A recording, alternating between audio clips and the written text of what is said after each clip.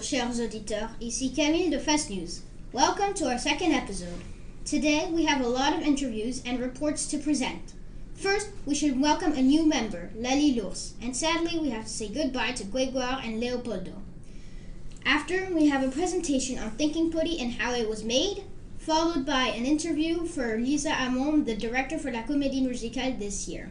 Then, Lali and Louise will do a report on soccer at recess and interview 4 students who play soccer and tell us what happens during this wonderful time for soccer lovers. Followed by an interview of 2 of our 4th grade students, Solène Moulard and Sophie Stevens-Tozier, who will talk about their previous field trip to the Botanical Garden. We will continue by a literature minute, and we will finish by a poetry reading. Enjoy. Bonjour, ici c'est Lali, et dans un instant nous allons retrouver le radio-trottoir de Mia et Audrey sur le Thinking Putty, qui vont interroger des élèves de l'école. Thinking Putty is used and loved by many people. Narberth Crazy Aaron's Murdoch invented Thinking Putty. He created it August 7th, 2009. Thinking Putty is inert, non-toxic, and safe. Je m'appelle Mia et je veux vous parler de quelque chose qui s'appelle le Thinking Putty. Quand l'utilises-tu? Je m'appelle Scarlett et je suis en 5B et je l'utilise en classe et à la maison.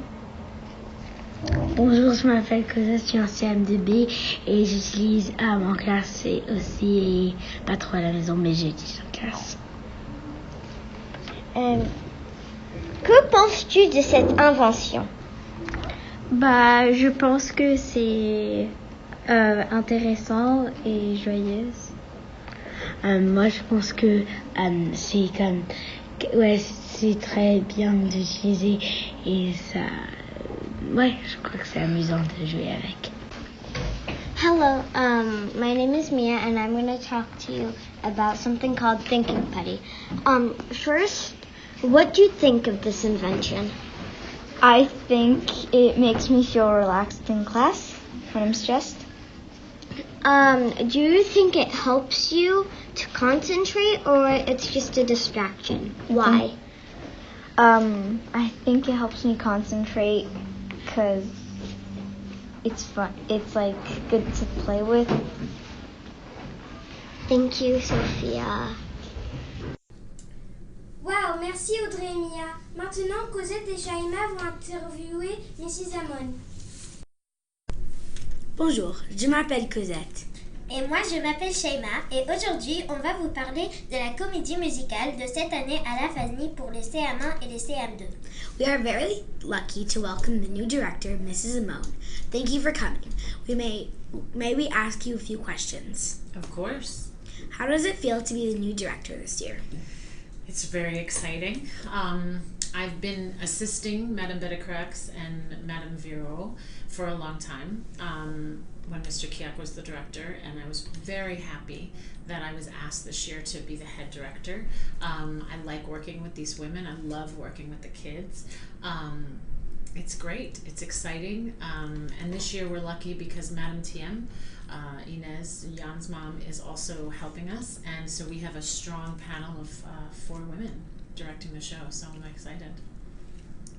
How did you choose the film The Little Mermaid this year, and why did you choose it? That's a great question.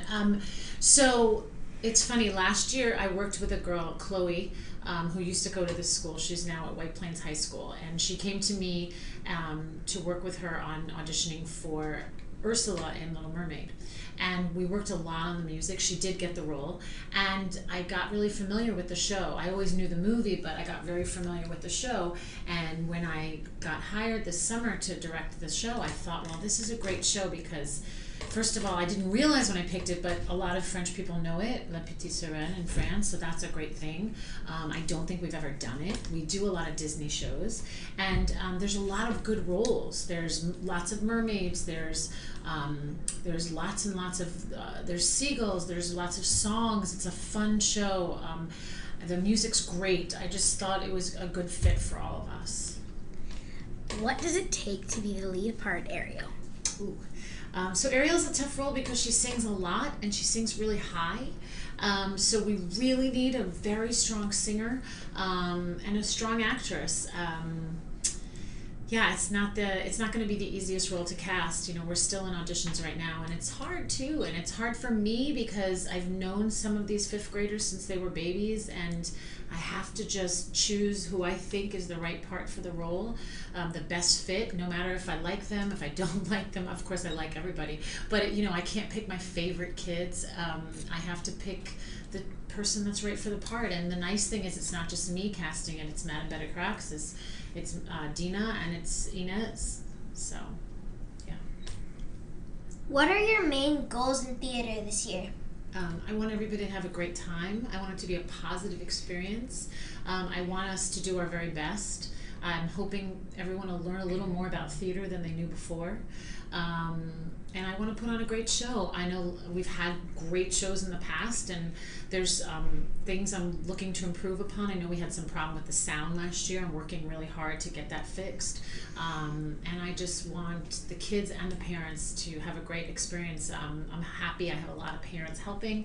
And we're back at Murray, and we have a nice big cast, and we have a lot of enthusiastic children who work really hard, and I'm excited about it, all of it. What do you think the hardest challenge you will have to face? Well, once we get through the casting, and hopefully that's the hard part right now, just making sure everybody's happy and we have the right people for the right roles. I think sometimes we run out of time. It seems like we have so much time because we start in September and our show's not till March, but 2 hours a week is not very long. So I think the challenge is putting it all together. I think because we picked a show, Little Mermaid, that is sort of fantastical, it's not realistic. I think the challenge is creating an underworld world, you know, and figuring out what the set looks like and the costumes. I think it's a little fantastical. One year we did Oliver here. That was more simple because it was, you know, very realistic, and it was a simple set. I think the challenge is coordinating everything and making sure that we have all the pieces in place. Well, yeah, it's true. 2 hours each week is not a lot, so that's why you need to practice at home as much as you can when you have free time. Absolutely. Any more questions, girls? No, that's it. Thank you for joining us today, Mrs. Amon. And we wish you great success for your show. Thank you so much. Prochaine séquence, Louise et moi-même allons donner la parole aux joueurs de foot de CM1 et de CM2 qui partagent le même terrain. Bonjour, je m'appelle Louise et j'imagine que beaucoup d'entre vous qui nous écoutez jouent au foot pendant la récréation. Les deux équipes qui se rencontrent souvent sur le terrain de foot de l'école sont celles de CM1 contre celles de CM2. L'équipe de Fast News a voulu rencontrer deux représentants de chaque niveau afin de savoir comment l'intégration des CM1 se passe. Cela est tout à fait normal. On a tous été nouveaux à un moment donné. On a invité deux élèves de CM2, Baptiste Appert et Sophia Mounier, et deux élèves de CM1, Armand Grenon et Abby Roux. Qu'est-ce qui se passe à la récré côté foot? On fait CM1 contre CM2 et on essaie de jouer au foot contre l'un l'autre. Sauf qu'à la fin, il y a des petits problèmes entre les deux équipes. Parce que nous, on aime bien célébrer un peu. Et donc après, ils commencent à s'énerver et ils nous disent des trucs pas très gentils. Est-ce que tu es d'accord avec ce qu'il et elle a dit ou est-ce que tu le perçois différemment? Je suis un peu d'accord avec lui parce que personne n'est super content quand ils ont perdu et que c'est normal d'être triste mais il faut juste pas râler et faire n'importe quoi. Et c'est un peu vrai, mais ce qui est pas gentil ça vient des deux côtés des fois et donc c'est ce qui peut créer des problèmes pendant qu'on joue. Quelles sont tes propositions pour résoudre cette situation? Faire des équipes équitables, CM1 et CM2 mix. Oui, mais peut-être que les personnes de CM1 et CM2 voudraient pas parce qu'ils ont des amis qu'ils voudraient être avec et ils ne veulent pas qu'ils sont contre. Et vous, les CM1, qu'est-ce que vous en pensez de ces solutions? Bah, je pense que c'est une bonne solution. Parce que sinon, c'est pas juste qu'il y ait les grands qui sont plus bons au foot contre les petits qui sont moins bons au foot. Bah, je pense que c'est une bonne idée parce que tout le monde a de différents niveaux. Donc ça ferait bien de mélanger les niveaux pour rendre les équipes plus équitables. Oui, une excellente idée. Mais comment est-ce que tout le monde... Il faudra peut-être faire passer ça au Student Council, comme ça tout le monde respecte. Ah bah ça tombe bien, tous les deux, vous faites partie du Student Council. Bah, moi, je pensais à demander au président de mettre un genre de tournament. Comme ça, chaque personne qui aime le foot pourrait prendre un tour à être référé, comme ça les jeux seront plus fair. Il y aura peut-être Reddy pour dire, pour aider à la personne à dire si c'est une faute ou pas. On pourrait aussi on pourrait le faire passer au président et par exemple, pratiquement ce que Ali avait dit.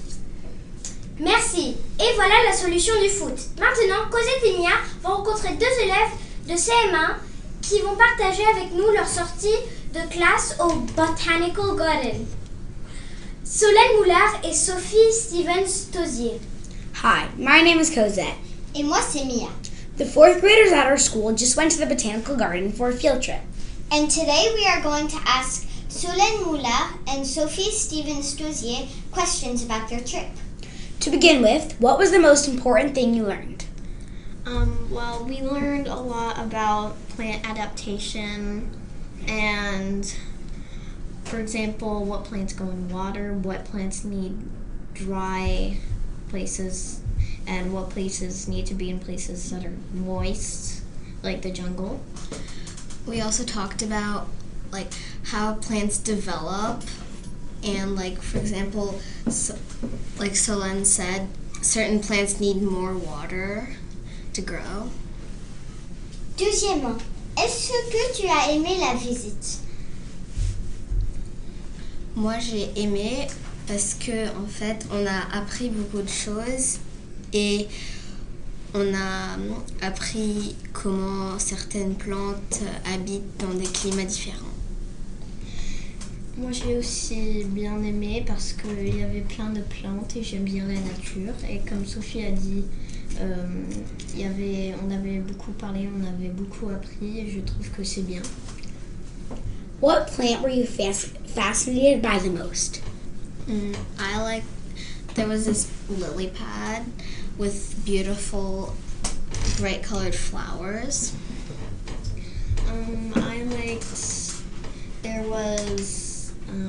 We saw cocoa trees, which I think are very interesting because they have I think they're fruit, and inside they have cocoa beans that make chocolate. C'était quoi votre partie préférée de la visite? Probablement qu'on a trouvé le nom Hippoesta et on avait planté des plantes et beaucoup appris et on pouvait regarder les plantes avec une loupe. Moi j'ai bien aimé comme Solène quand on a planté et en fait j'ai bien aimé qu'on est allé dans des endroits avec des climats différents. Do you guys like learning about plants?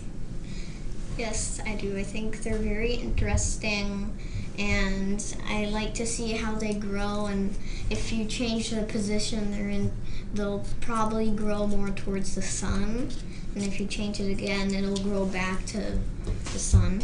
I think that's very interesting.